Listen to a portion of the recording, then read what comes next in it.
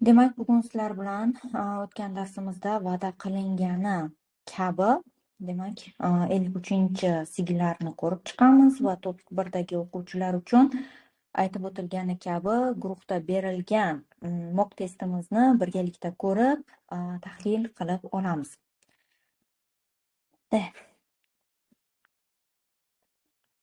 Ovoz yaxshi boryapti.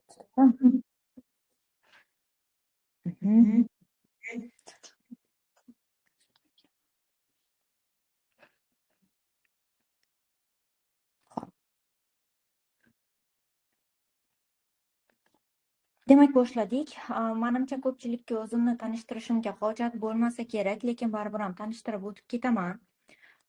Men 17-yildan 21-yilgacha O'zbekistonda bakalavrni grant asosida o'qib, 21-yildan 23-yilgacha magistraturani ham davlat granti asosida O'zbekistonda bitirganman va 24-yilning, aynan 2024-yil kuzdan boshlab Janubiy Koreya universitetiga 100% scholarship bilan o'qishga keldim va maqsad bu PhD, ya'ni doktoranturani diplomini olib, fanlar doktori degan qismni ismimni yoniga qo'shib qo'yish. Ish tajribamga keladigan bo'lsak agar, 12-yildan buyon o'qituvchilik bilan shug'ullanib kelaman. Bu maktab davrimga to'g'ri keladi desak ham bo'ladi. Ya'ni o'sha vaqtdan boshlab umuman olganda ximiya, biologiya shunga o'xshagan fanlardan dars berib, ya'ni o'sha vaqtda shu fanlarga kursga borib yurganman. Maqsad doktor bo'laman degan tushuncha bo'lgan, uydagilarni ham xohishlari bo'yicha, lekin doktorlik sohasida emas, ya'ni mendan doktor chiqmasligini bilgandan so'ng o'qituvchilik sohasiga o'tib ketganman va o'sha 12-yildan buyon o'qituvchilarga yordamchi o'qituvchi sifatida faoliyat ko'rsatib, 17-yildan boshlab koreys tili sohasida ishlashni boshlab kelganman va hozirgi kungacha menimcha ko'pchiligingiz biladigan o'qituvchilar qatoriga kirsam kerak. Bilmaydiganlar bo'lsa agar, menimcha endi tanishib oldingiz. Demak, bugungi maqsadimiz nima? Bugungi maqsadimiz siz bilan ozgina topik haqida gapirib va guruhda berilgan ikkita 53-sigini ko'rib chiqish hisoblanadi va kommentlarda kelgan javoblarni tahlil qilib ko'rdim va kommentda kelgan javoblar ichida deyarli hammada bir xil xato bor. Deyarli hammada bir xil xato bo'lgani uchun biz aynan shu xatolarni yo'q qilish ustida bugun ishlab ko'ramiz. Aytib qo'yay, bu hech qanaqa kursni reklamasi bo'ladigan dars emas. Bu shunchaki kanalda o'tiladigan, hammamiz menimcha yaxshi bilsangiz kerak, ya'ni shunchaki o'tib beriladigan dars hisoblanadi. Ya'ni bundan keyin, ya'ni bu yaqin atrofda hali beri kurs qabulini ham ochmaymiz, kursimizga keling deb taklif ham qilmaymiz. Ya'ni bu shunchaki kanal uchun bo'layotgan va o'zimizni faoliyatimiz uchun ko'rsatib berilyapti va o'quvchilarning xatosini to'g'rilash uchun. Endi kimdir mustaqil o'rganyapti, kimdir o'qituvchi bilan o'rganyapti. O'qituvchi bilan o'rganayotgan bo'lsa ham hamma ham tajribali o'qituvchi emas. Ko'rib yuribmiz, ko'pgina xatolarga ega. Albatta o'zimizda ham xatolar kam emas, lekin aynan shu sizlarni qiladigan asosiy xatolaringizni to'g'irlab, hech bo'lmaganda 53-sigidan maksimal ballni olishlaringizga yordam berish va topik 1dagi o'quvchilarni ham xafa qilmaymiz. Topik 1 o'quvchilarga ham bugun testni tahlili bo'ladi, ya'ni gruppaga tashlab berilgan, ya'ni kanalga tashlangan topik 1 mock testni 1dan 70gacha, 31dan 70gacha bo'lgan ilk savollarni tahlil qilishdan iborat bo'ladi. Menimcha topik haqida hammangiz tushunchaga ega bo'lsangiz kerak. Bu yerda yangi bo'lgan o'quvchilar bo'lmasa kerak, baribir ham aytib o'taman. Ya'ni topik bu koreys tili bilimini baholovchi imtihon va bu ikki turga bo'linadi. Ya'ni topik 1 hamda topik 2 imtihonlariga. Va topik 1 imtihoni bu boshlang'ich daraja bilim darajasini baholab beradigan imtihon hisoblanadi. Topik 2 esa endi o'rta va yuqori darajadagi bilimni baholab beradi. Ko'pchilik so'raydi-da, topik 1ni o'qimasdan turib topik 2ga o'tsam bo'ladimi? Yo'q.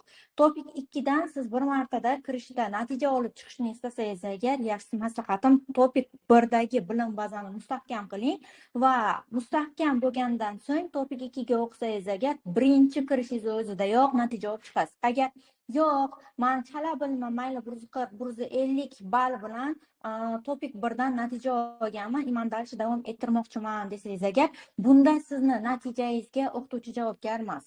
Sizni biz ogohlantiramiz. Ogohlantirmaydiganlari ham bor, lekin men aytaman har doim, sizda natija chiqmaslik ehtimoli bu katta protsentda bo'ladi. Nimaga? Chunki sizni hali orqadagi bazangiz chala. Orqadagi bazangiz chala bo'lgani uchun topik 2da yaxshi tortib keta olmaysiz va bu yerda sizga yozish bor. To'g'ri grammatikalarni qo'llay olmasangiz agar sizda yaxshi natija chiqmaydi deb har doim oldindan aytiladi. Boshqalar aytadimi, yo'qmi bilmayman, lekin iltimos qilardim agar bu yerda o'qituvchilar ham kuzatayotgan bo'lsa agar talabalaringizga bu narsani aytib to'g'ri tushuntiring. Ya'ni siz pulini olganingiz bilan bugun darsda o'tiradi, erta natija chiqmagandan keyin u shuncha umid qilgan umidlari bir pul bo'ladida. Ya'ni birovni shunchaki umidlantirib, umidlarni puchga chiqarish bu yaxshi emas. Shuning uchun bo'ladigan narsani bo'ladi deb aytish kerak, bo'lmaydiganni bo'lmaydi deb aytish kerak. To'g'risini aytgan yaxshi, chunki baribir ham hammamiz bu dunyoda yashaymiz, pul topamiz, lekin topayotgan pulimizni halollab olishimiz kerak. Bu tomoni ham bosh sababli. Xo'p, demak, koreys tili bilim darajasi haqida aytdik, topik 1, topik 2 haqida aytdik. O'tgan safargi PPT qilgan prezentatsiyamni biroz o'zgartirdim, faqat bo'shini qoldirdim. Agar kimga tanish bo'lsa, agar hayron qolmaymiz. Demak, topik 1da bilamizki, 40 minut davomida 30 ta savolni ishlash kerak bo'ladi. 60 minut davomida esa 40 ta reading savollarini, ya'ni ilk savollarni ishlash kerak bo'ladi va har biri 100 balldan bo'lgani uchun jami 200 ball sistemada siz ballanishingiz kerak.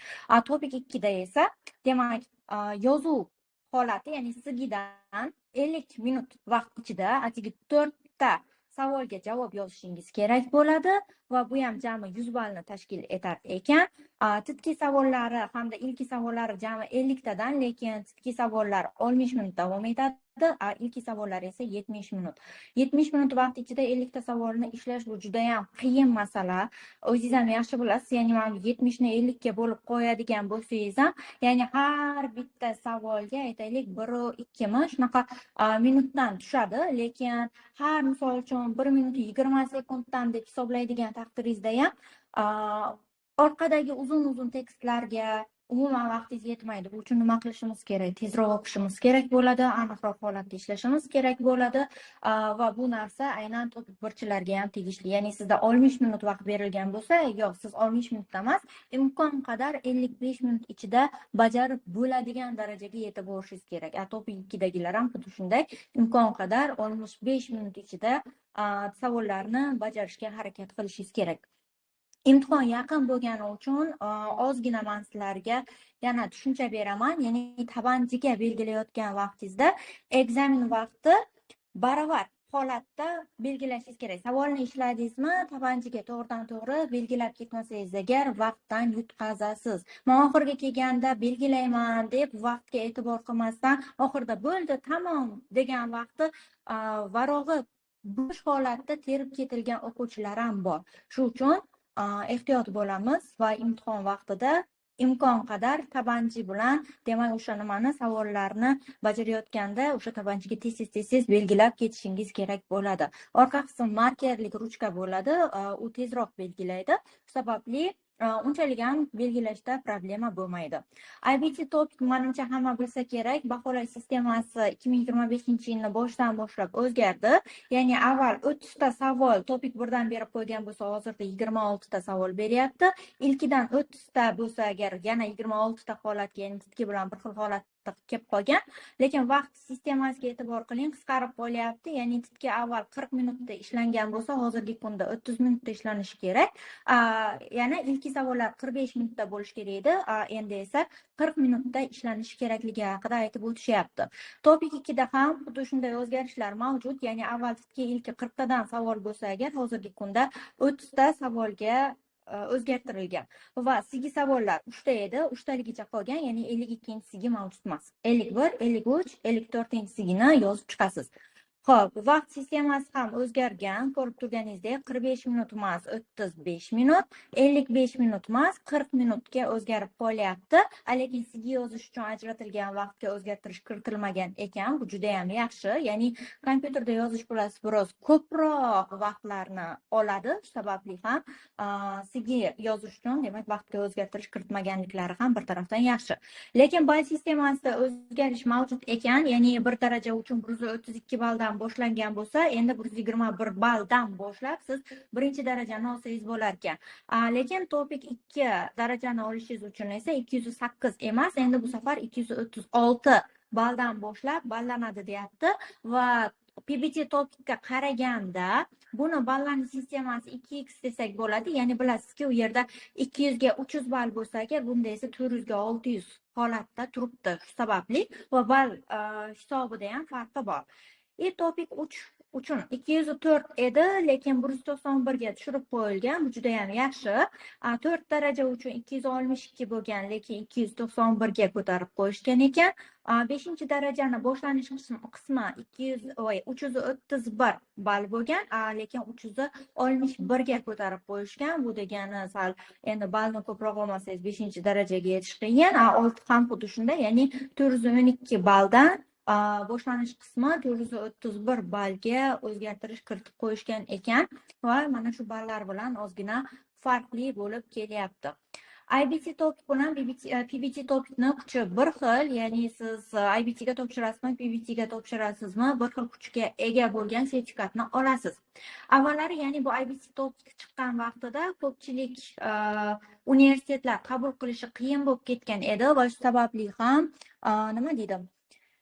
Ko'pchilik bu IBTga yo'q, topshirmaganing yaxshi, bo'lmaydi, baribir universitet qabul qilmaydi der edi. Lekin hozir bu yerda IBT bilan PBTni o'tkazadigan tashkilot bitta bo'lgani uchun oxir-oqibat buni ham tan olishni boshlashdi va endi buni muammosi yo'q. Faqat haqiqiy muammo bu serverlarda deb olamiz. Chunki o'zingiz ham ko'rdingiz, 6-IBT hamda 8-IBTni natijasi chiqishga yaqin holatlarda aynan serverlarda katta muammo bo'lgani uchun bular ko'pchilikka menimcha juda ham noqulayliklarni keltirib chiqardi deb hisoblaymiz. Xo'p, demak, topik 1 bilan topik 2 ning farqi, kimga yoqsa, kimga yoqmasa baribir gapiraman. Demak, topik 1 bu kundalik suhbatlar, sodda matnlarni tinglab, o'qish, tushunish, shunga oid bo'lgan, ya'ni oddiy jumlalardan tashkil topgan imtihon hisoblanadi va siz bu imtihonda faqatgina kundalik hayotda ishlatiladigan oddiy so'zlar va oddiy matnlarni tushunish qobiliyatingizni baholab olasiz. Topik 2dachi, bu yerda endi juda ham keng qamrovli mavzular bo'ladi.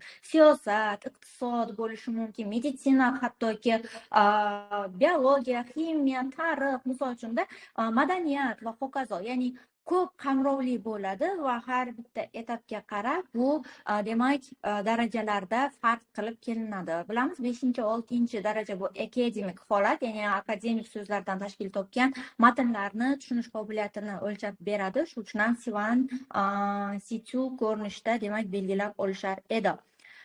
Demak, topik 1 ga tayyorlanmasdan aytib o'tganim kabi topik 2 ga o'tib ketishni xayol qilmang, chunki siz pulingizni behuda sarflashni xohlamasangiz agar, demak siz majbursiz topik 1 ballani mukammal holatda olishga. Endi shunaqa holatlar bo'lishi mumkin. Misol uchun aytaylik, siz topik 1 ga registratsiya qila olmadingiz. Bunday holatda nima bo'ladi? Bunday holatlarda siz o'qitayotgan o'qituvchi, misol uchun endi o'zingizni o'qitayotgan o'qituvchi sizga javob bera oladi. Ya'ni siz misol uchun testni aytaylik o'sha dars vaqtini o'zida 90+ natija bilan ishlay olasiz va aynan 190+ natijada ishlay oladigan bo'lsangiz agar, demak bu o'quvchi yaxshi bajaryapti, yaxshi bajara olyapti, demak buni topik 2 ga o'qitsam bo'lar ekan degan tushunchasi bo'ladi. Sizni kattaroq gruppaga olib ketsa bo'ladi. O'shanda ham siz o'sha gruppaga kirib ko'rgandan keyin o'zingiz his qilasiz shu narsani, ya'ni men torta olamanmi, torta olmayman. Ya'ni qiyin bo'lsa ham baribir ham eplab ketaman deysiz, lekin gap eplab ketish emasda, hammani o'zini tortib biladigan kuchi bo'ladi. Misol uchun siz aytaylik 10 kilo yukni ko'tarib bilasizda, lekin biz sizga 20 kilo yuk beryapmiz. Siz nima qilasiz? Siz uni oldin bo'lib ko'tarishga harakat qilasiz. Ya'ni kuchingiz 10 kiloga moslashganmi, demak 10 kilosini olib ko'tarishga harakat qilasiz, qolgan 10 kilosi orqaga qolib ketadi. Bu degani vazifalar chala bo'ladi degani, o'zlashtirishingiz chala bo'ladi degani. Ertaga sizni oladigan natijangizga hech kim garantiya bermaydi. O'sha uchun ham imkon qadar biz talab qo'yamiz. Ko'pchilik menimcha kuchli o'qituvchilarni o'zini talabi bor. Ya'ni o'quvchini topik 1 bazasi mana shuncha limitda bo'lsa, men qabul qilaman degan holatda. Chunki ular ham biladi, ular ham o'zini obro'yini o'ylagan holatda shu ishni qiladi. Chunki qisani agar o'ylayveradigan bo'lsak agar, u nima degan, hamma joy kolxoz bozor bo'lib ketadi-da. Endi qo'pol qilib aytadigan bo'lsak agar, ya'ni o'quvchi keladi, ketadi, lekin o'qituvchida rezultatsiz o'quvchilarni miqdori ko'proq bo'ladi. Biz esa xohlaymiz rezultatli o'quvchilar ko'proq bo'lishini. Shu sababli ham ilojimiz yo'q, sizga limit qo'yib qo'yishimizga to'g'ri keladi. Shu uchun xafa bo'lmaymiz va bilim darajangiz past bo'lsa agar imkon qadar oshirib olishga harakat qilishingiz kerak. Xo'p, demak 53-siga berilgan edi. Bu sigini bergan vaqtimda kommentda yozilgan javoblarni ko'p qismini endi hammanikini ham emas, ayrimlarini skrin qilib oldim. Ya'ni u yerda o'xshash yozilgan javoblar juda ham ko'p edi. Agar shu javoblarni yozganlar ham shu yerda bo'lsa, menimcha xatolaringizdan xulosa chiqargan holatda xatolaringizni to'g'rilab olasizlar degan umiddaman. Demak, birinchi diagrammamiz bu yerda e'tiborga oling. Eng muhim biz sigini boshlashimizda kerakli detal bu nima? Chosa Kiguan bo'lib keladi, to'g'rimi? Ya'ni tadqiqot o'tkazilgan joy, tadqiqot qayerda o'tkazilgan? Bizga aynan shu narsa muhim. Ya'ni bu yerda Injushi Yongguso, ya'ni Inju shahridagi tadqiqot maydoni, tadqiqot joyida o'tkazilgan ekan. Xo'p, buni tarjimasini bilishingiz shart emas. Ya'ni bilmasangiz ham bo'ladi. Faqat bitta narsaga e'tibor qiling. Agar yozuv yozayotgan vaqtda bu ajratib yozilgan bo'lsa, siz ham ajratib yozasiz. Agar qo'shib yozilgan bo'lsa, qo'shib yozasiz. Ilojingiz yo'q. Koreys tilida kiyosiki degan narsa bor, ya'ni o'sha siz agar bularni yozuviga e'tibor qilmaydigan bo'lsangiz, bu sizga katta minuslarni keltirib chiqarishi mumkin. Bu yerda Inju shahrini tadqiqot maydonida nima o'tkazilgan? 2012-yildagi Shinmun Sanoat Xunpan. Demak, shu mavzu haqida demak tadqiqot o'tkazilgan ekan va bizda tesang berilmagan. Agar tesang berilganda edi, ya'ni tadqiqot obyekti, ya'ni kimlar o'rtasida, nimalar o'rtasida o'tkazilgan, agar bu narsani berganda edi, biz qo'shardik. Lekin afsuski bu yerda bu narsa yo'q, berilmagani uchun tashlab ketamiz. Ba'zi holatlarda bizga mana bu Chosa Kiguan ham berilmaydi. Chosa Kiguan berilmagan holatda siz qaraysiz, ya'ni obyekt yo'q, Chosa Kiguan yo'q. Bunday holatda mana bu yerdan boshlab, ya'ni mavzudan boshlab yozishni boshlar ekansiz. Xo'p, jadvalga e'tibor qiladigan bo'lsangiz agar, demak 21-yildan 22-yilgacha o'sish ko'rsatkichini ko'rsatib o'tyapti-da, o'rtadagi oraliq protsent bor bu yerda, ya'ni 10% oshgan. Atigi 10%ga. Va ikkinchi diagrammada esa ko'rib turibmizki, ikkita, ya'ni bittasi internet gazetalari, qog'oz gazetalarni taqqoslab o'tyapti. Aynan ularning mechurepiona, ya'ni mechurep bu savdo summasi, ya'ni savdo summasining o'zgarishini taqqoslab kelyapti-da. Va e'tiborga oling, bu yerda ham oraliq protsentlar bor, lekin aynan Shinmunga qarasangiz agar dangacha degan ko'rsatkichlar mavjud emas. Ya'ni nima bor? Faqatgina o'rtada atigi 5%gina oshib qolgan holat mavjud xolos. Shuni hisobga olamiz va endi e'tiborimizni Voninga qaratadigan bo'lsak, Voninda strelka bor. Strelka mana bu yerda, ya'ni internet shinmunlariga qaratilgan strelka. Demak, gazetalar, ya'ni internet gazetalariga qaratilgan strelka bo'lgandan keyin biz nima? Voninga aynan internet gazetalarini mechurepionasini sababini yozishimiz kerak bo'lar ekan. Ya'ni siz bunda umumiy holatda Irohan pionay Voninin ko'rinishida yoza olmaysiz. Nimaga? Bu yerda strelka bor. Shu uchun strelkaga e'tibor qilmasak, bu sizni balingizni katta qism bo'yicha tushirib yuboradi. Bu 100% aniq. Shu uchun demak strelka bor yoki yo'qligiga ham e'tibor qilishingiz kerak. Ko'pchilikni o'ylantirilgan qismlari va yoza olmagan bo'laklari bor. U ham bo'lsa mana bu qauslar bo'lib kelyapti. Qaus bu Vongojida har bittasi bitta katakni egallagani uchun bu sizni joyingizni ko'p egallab qolib, oxir oqibat yozadigan neonlaringiz sig'masligiga ham olib kelishi mumkin. Buning uchun biz nima qilamiz? Qausni oldinga o'tkazamiz. Ya'ni qausni ochib olishimiz kerak bo'ladi. Shunda chiroyli shakldagi sigi chiqar ekan. Ikkinchi sababni ko'rayotgan bo'lsangiz agar, bu yerda x turibdi. X degani opsin, ya'ni yo'qlikni bildirib keladi. Opta yo'q. Demak, bu yerda nima yo'q? Xudong yo'q. ya'ni a'zolik to'lovi yo'q, ya'ni membershiplik to'lovi yo'q. Bundan kelib chiqadigan bo'lsak agar, men kommentda ko'rdim, ular nima qilib qo'yishgan. Mana bu yerda yozganlar X ko'rinishda yozib keltirib o'tishyapti. Ya'ni X-nuguna ko'rinishda keltirib o'tilganda, ya'ni bu yerda X emas, bu yerda nima mavzuni, ya'ni ma'noni bildirar ekan. X bu yo'qlikni bildiradi. Masalan, to'lov deb yozamizda, ustidan urib qo'yadi. Yo'q degani bu narsa. Demak, shuni hisobga olishimiz kerak ekan. Xo'p, demak, mana bu yerda boyagi diagramma menimcha eslaringizga qolgan bo'lsa, yana bir bor ko'rsataman, yaxshilab ko'z tashlab olinglar. Bu yerdagi asosiy xatolarni ko'rib chiqamiz. Ya'ni aynan qaysi qismlarga ko'proq xato qilishgan ekan, keyin o'zim sizga to'g'ri versiyasini yozib beraman. Nodir Shi yozgan, mana bu yerdagi birinchi keltirilgan sigiga e'tibor qiling. Bu yerda kirish qism juda ham uzun holatda yozilgan va men hattoki buni vongojiga o'lchab ko'rdim. 300 bo'g'indan ortiq holatda yozuv yozilgan. Ya'ni aniq hozir raqami sifrasi esimda yo'q, chunki ko'pchilikni yozgan sigisini vongojiga tashlab ko'rgan edim. U yerda har xil, demak, ko'rinishda chiqib keldi. Agar siz tekshirmoqchi bo'lsangiz ekan, mana bunday programma bor. Programmada yozilgan nimani sigini vongojiga tashlasangiz ekan, uni keltirib chiqaradi. Masalan, har bittasi o'zi 100 bo'g'indan keltirib o'tyapti. 100 mana bunday ko'rinishda oladigan bo'lsak, jami 300, e'tibor qiling, 300 katakka ham bormagan. Bu yaxshi. Lekin Nodir Shi yozgan sigilari bu уже 400 bo'g'inga o'tib ketyapti-da, yana ortiqchasiga 2-3ta qator pastga tushib ketyapti. Bu juda ham ko'p degani. Ya'ni yozish kerak ekan deb klaviaturada rashod olib yozilmaganda, siz hattoki ABC topikka kirayotgan vaqtingizda u yerda o'zi limit qo'yilgan bo'ladi. Ya'ni siz 300 bo'g'inda yozasiz, bo'ldi, 300 bo'g'inda yozish kerak. Undan ortiq yozish mumkin emas. Kirish qism juda ham murakkab va juda ham, nima deydi, kasha qilib yuborilgan desa ham bo'ladi. Hattoki ortiq ko'p informatsiya yozilgan. Men bu yerda vone puguaheton ko'rinishda keltirib o'tyaptilar.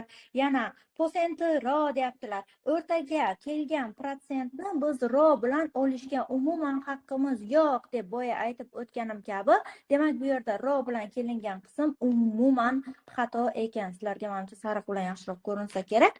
Demak, 10%ni yoniga ro qo'yilgan. Demak, ro qo'yish mumkin emas. Tingaheso bu yaxshi ketilyapti.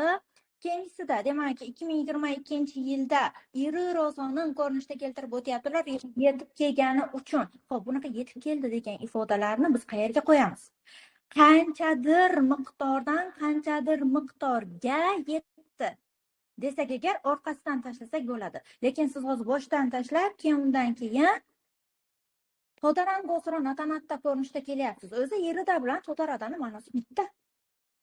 Ya'ni yetmoq degani. Ikkalasi ham qo'yilgan, demak bu ikkalasi ham to'g'ri kelmaydi. Shu sababli ham boshlanish qismi umuman to'g'ri emas.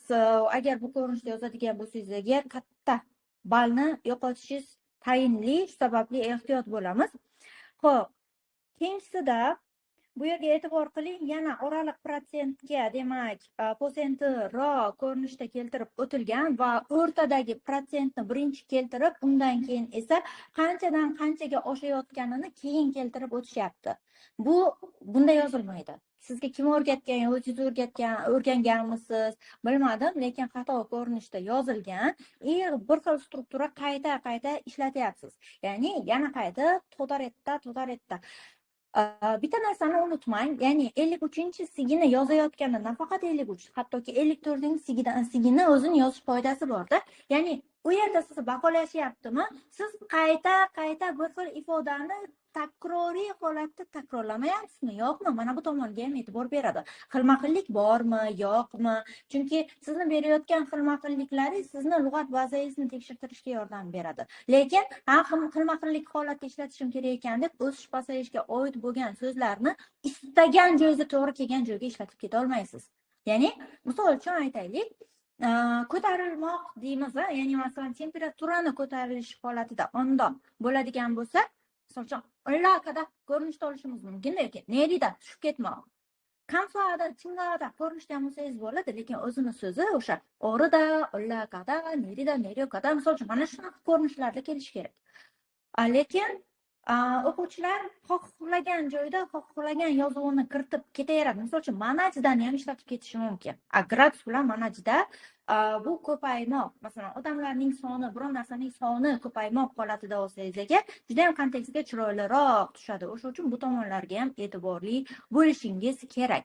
Xo'p, keyingisida yana prosentroq ko'rinishda keltirib o'tilgan. Shu uchun bu ham endi to'g'ri kelmaydi. Tol-chingada endi hozir bu yerda grafalarni ifodalab berayotganda tol, ta bunga o'xshagan ifodalardan ko'ra sopot, taso misol uchun mana shunga o'xshagan yoki qge shunga o'xshagan demak ifodalar ko'proq ishlatilinib kelinadi. Shu sababli ham ehtiyot bo'lamiz yozilayotgan yozuvlarga. Va keyingisiga qaraydigan bo'lsak, Irohan Chingayevonining ko'rinishda keltirib o'tgan, lekin demak intonatsionlarni bu kabi demak o'sganligi sababi ko'rinishda keltirilgan ekan. Xo'p, bu yerda x qo'yilib kelinyapti. Demak, x bu xato.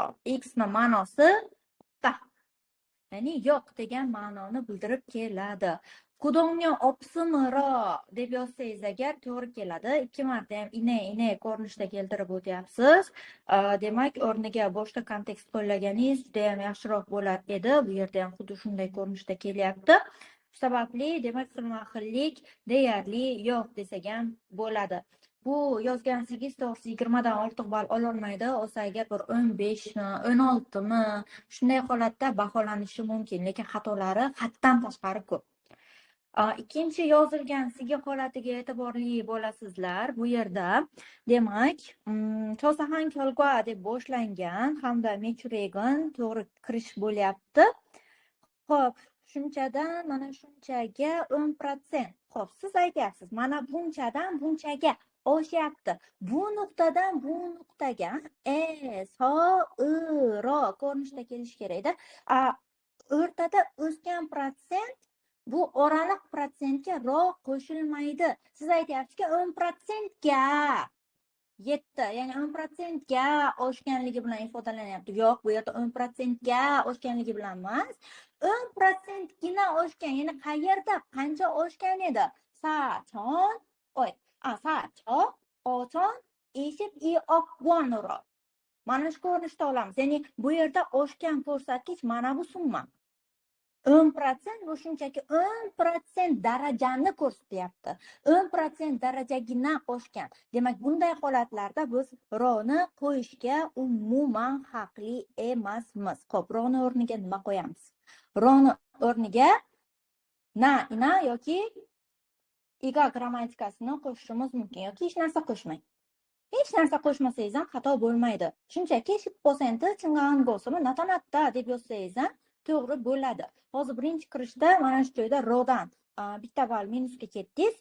Keyingisida qattin tongan emas, qattin kigan deb yozib qo'ysangiz yaxshiroq bo'lardi. Qattin kigan tongan ko'rinishda yozib o'tirishmaydi. Ya'ni o'zining strukturasi bor. qattin kigane yoki bo'lmasam ton kigan ko'rinishda olib ketishi mumkin. Ya'ni bir xil muddat degan ma'noni bildiradi. Mana bu yerda qattin o'zi yozilgan, demak qattin kigan deb olishingiz kerak bo'lar edi. Xohlang qattin kigane deb bersangiz ham xato bo'lmaydi. Xo'p, keyingisida piyonani deb keltirib o'tilyapti. Piyonani qo'ymasangiz ham bo'ladi. O'zgarish. O'zi shundoq ham diagramma sizga o'zgarishni ifodalab beryapti. Aynan o'zgarish degan so'zni grafaning ichida qo'llamasangiz ham bo'laveradi. Nimaga? Siz o'zi mavzuni yozayotgan vaqtda o'zgarishlar haqida tadqiqot natijasi deb keltirib o'tgansizda, shuni hisobga oladigan bo'lsak agar, demak biz qolgan qismlarda agar piyona degan qismni keltirgan bo'lsa, qo'yib o'tirmaymiz. Qo'yib o'tirmasangiz ham xato bo'lmaydi. Nimaga? Aytib o'tganim kabi, diagrammani o'zi sizga bu narsani yaqqol ko'rsatib berganligi sababli. Shu uchun. Xo'p, demak, keyingi postiga o'tamiz.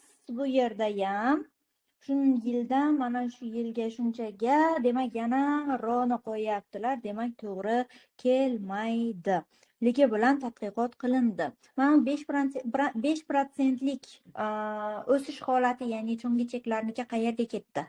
Ya'ni chungi chek yozilmagan. Nega yozilmagan? Yozish muhim emas deb o'yladingizmi? Ya'ni strelka tortib qo'yilgani uchun. Lekin baribir ham uni qo'shib o'tish kerak edi. Ya'ni diagrammani qoidasi bor o'zi. Berilgan informatsiyalarni siz yozishingiz kerak. Tushunganingiz darajasida. Ya'ni u yerda tashlab ketish kerak emas. Tashlab ketdingizmi, baribir ham bu narsa hisobga o'tadi. Ya'ni bu yerda hozir 5% tashlab ketilgan. Yo faqat men ko'rmayapmanmi, e'tibor qilmayapman? Yo'q, rostdan ham tashlab ketilgan ekan. Tashlab ketilgani to'g'ri emas. Xo'p, internet shinmuni chimgan bonin. Internet gazetalar oshmagan bu yerda.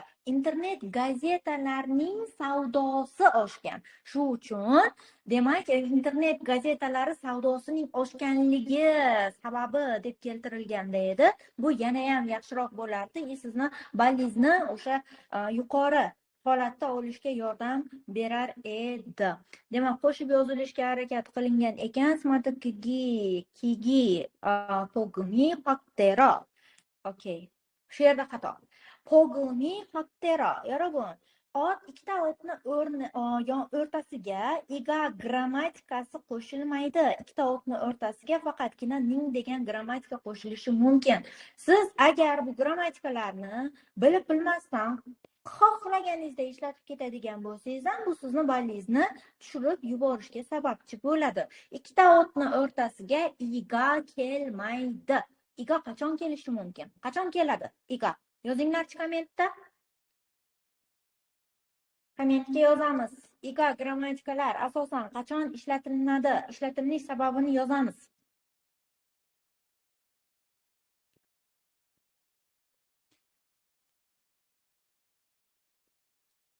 Xo'p, ko'rolmayapman deb yozibdilar. Chiqib qaytib kirsangiz ehtimol ko'rinishi mumkin, chunki kompyuterda menda yaxshi ko'rinyapti ekran. Sifatlar bilan ishlatilinadi. Xo'p, yaxshi. Yana nima bilan ishlatilinadi? Iga grammatika faqatgina sifatlar bilanmi? Ot bilan kelmaydi. Ikkita otni o'rtasiga iga grammatika kelmaydi. Xo'p. Fe'l bilan ilr keladi. Fe'lning o'zini qaysi nisbati bor? Fe'llarning nisbat tushunchasi bor, to'g'rimi? Majhul nisbat, orttirma nisbat, qaysi biri bilan keladi? Yaqinda shu haqida video qilgan edim. Menimcha ko'pchilik ko'rmadi shekilli. YouTube'ga o'tib ko'ringlar. Majhul nisbat. To'g'ri. Majhul nisbat bilan birgalikda iga grammatikasi ishlatilinishi mumkin bo'ladi va bundan tashqari sifatlar bilan birgalikda iga grammatikasi ishlatilinadi. Gaplar ichida. Xo'p, bu yerda demak fakte ot ko'rinishda kelyapti-da. Agar fakte teda ko'rinishda kelsa, endi buni saytsangiz bo'ladi. Demak, fe'llashibdi-da bu. Lekin bizda demak fakte deganni o'zi kelgani uchun demak iga grammatikasi kela olmaydi. Demak buning o'rniga demak pogmi faktero ko'rinishda yozsangiz to'g'riroq bo'lar edi. Xo'p. Chopqin so'nggi ma'no chop ketdi monida to'g'ri. Krigo to'g'risi krigo yaxshi tushmaydi. 53-siga uchun emas bu. Buni o'rniga to'xan qo'ysa bo'ladi. To'xan. Yana chunki chungup versiyada, krigo bu cho'g'ib versiyada. Olib tashlang buni, krigo ishlatmang umuman. Demang, krigo вообще kelmaydi mana 53-sigida. O'sha uchun ishlatmaganingiz yaxshiroq. Qachonki siz yaxshi balni olishni xohlaysizmi, qo'llamang bularni. Demak, intonation kudonyo yana x qo'yilgan, demak x emas, opta. Keyin mana bu yerda hozir boyagi yozilgan qismga ham e'tibor qiling. Shinmun i vergul ko'rinishda kelyapti. Bu yerda vergulni tuslash kerak. Ya'ni vergul sizga shunchaki vergul ko'rinishda bermayapti. Ya'ni siz buni o'zgartirib yozishingiz kerak bo'lardi. Ya'ni nima deyapti? Internet gazetalaridagi obuna to'lovi mavjud emas. Shuni hisobga oladigan bo'lsak agar, demak biz internet shinmundan keyin nima qo'ysak bo'ladi? Kommentda yozamiz. Iga yoki bo'lmasam ning grammatika. Qaysi birini yozamiz? Lekin vergul ishlatilmaydi. Vergul xato. Nimani qo'llasak to'g'ri bo'ladi?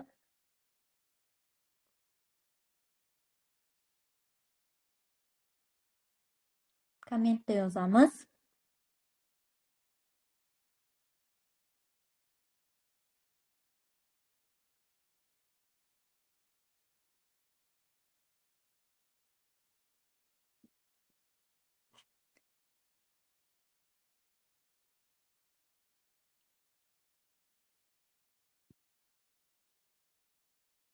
Shinmuni kim innin degan bo'lsa to'g'ri. Aynan internet gazetalari obuna to'lovi mavjud bo'lmaganligi uchun deb keltirishimiz kerak bo'ladi. Shu sababli ham internet shinmuni gudongyoga opsosa yoki opsimyonsa deb olsangiz ham bo'lar edi. Xo'p, emas, demak, innin grammatikasi kelishi kerak bo'ladi. Bu yerda ham, demak, bunisida ham xuddi shunday ko'rinishda olar ekanmiz. Demak, qanaman go'to voninan chung hanayda. Xo'p, yaxshi. Xo'p, mana bu yerda yozilgan yozuvga ham qaraymiz. Demak, xo'p, kirish qismiga e'tibor qilamiz. Demak, 현황에 대한 조사에 따르면 xo'p, haqidagi tadqiqotga ko'ra, tadqiqot natijasiga ko'ra desangiz, yana ham yaxshiroq bo'lardi. Tadqiqotga ko'ra emas, bu yerda tadqiqot bo'lib bo'lingan. Uni natijasini ifodalab beryapti. Shu uchun ham 대한 조사 결과에 따르면 deb yozsangiz yaxshiroq bo'lardi. Biz bu yerga natijani kiritib qo'yishimiz kerak bo'ladi. Xo'p, kirish qismi to'g'ri boshlanyapti. Shunchaga, demak, 10% oshganligi bilan ifodalandi. Kirish bo'lak to'g'ri yozilgan va birinchi diagramma to'g'ri ishlatilinib kelinyapti. Ayniqsa, 신문 산업 매출 변화를 살펴보면 같은 기간에 인터넷 신문은 xo'p, o'zi shuncha miqdor edimi? To'g'ri ekan, qolganlarda ham shunday. xo'p, 원에서 원으로 급증한 반면에 xo'p, lekin mana bu yerda shuncha narsani to'g'ri yozib kelibsiz-ku, lekin aynan so'nggi shinmunlarning holatida 5% ga, bu yerda mana bunday diagramma ko'rinishda keltirib o'tmayapti-yu. Ya'ni mana bunday deb oladigan bo'lsak, 5% mana bu yerda turgani yo'qda. Ya'ni qaysidir bir mana bu nuqtadan 5% ga oshib qoladigan. Bu atigi nima bo'lgan? 5% gina oshgan, lekin nechidan nechiga oshganini bilmaymiz. Biladiganimiz o'rtada 5% oshganligi. Mana bu yerga 5% ga oshgani emas. Shuni hisobga oladigan bo'lsak, agar bu yerda ro xato. Ya'ni hammasiga mana bu yerda rolar qo'shilmagan holatda to'g'ri keltirilganda, lekin aynan shu yerga kelganda ro ishlatilib kelinyapti. Ligi bilan ya'ni oshganligi bilan tadqiqot o'tkazildi. Xo'p, bunda internet gazetalarining mana bu yerda endi xato bor. internet 신문에 증가한 원인 ko'rinishda kelyapti. 증가하다 ning grammatikasi ot bilan otni o'rtasida kelishi kerak bo'ladi. Bizada esa 증가하다 oshmoq, ko'tarilmoq ko'rinishda kelyapti, to'g'rimi? Demak, bu yerda shinmuni bo'lishi kerak edi. Ya'ni iga grammatikasi bilan birgalikda ishlatilib kelamiz. 증가한 원인은 스마트 폰과 태블릿 PC 등 스마트 기기 보급 확대로 접근성이 올라갈 뿐만 아니라 인터넷 신문과 인터넷 신문과 에마스 인터넷 신문은 구독력 없다 bo'lishi kerak edi. Demak, 구독료가 없어서 demak yoki 없기 때문에 deb olsangiz ham bo'lar edi. Demak, bu yerda temunida grammatikasi ham xato ko'rinishda yozilgan, ikkitalik t bilan yozilishi kerak edi. 누구나 접근이 가능한 곳에 긴하다. Yo'q, 긴하다 emas. Mana bu yerga e'tiborli bo'linglar. Voni는 deganingizdan keyin gapni oxiri har doim gittemunida bilan tugashi kerak. Veni ahamiyat, kyuni, vonini bular hammasi oxirida gittemunida bilan tugallanishi kerak bo'ladi. Agar quyidagicha, ya'ni ikkita sababni ko'rsatib o'tadi, ikkitasi kiritiladi degan holatni agar olmasangiz agar, shunchaki vonini deb gap yozib ketyapsizmi, demak oxirini temunida bilan tugatishingiz kerak. Shu sababli ham zamonda ifodalab kelamiz, ya'ni kanin gittemunida deb olishimiz mumkin. Sababli demak mana shu ko'rinishda olishimiz mumkin ekan. Demak bu boyagi 3 kishini yozgan yozuvlarda deyarli o'xshashlik bor, ya'ni hamma x bilan keltirib o'tgan ekan. Endi yana boshqalarni yozgan yozuvini ko'rib chiqamiz. Bu yerda demak yozuv aynan o'rtada yozilgan yozuv bu haddan ortiq ko'p. Ya'ni 300 bo'g'indan oshib ketadi. Menimcha 350 ga borsa kerak. Yana bilmadim, buni o'lchab ko'rish kerak, lekin rostdan juda ham ko'p yozilgan. Bu yerda M yozib qo'ygan kishi, demak, boshlanish qismi yaxshi ketgan. 太汉超사를 실시했다.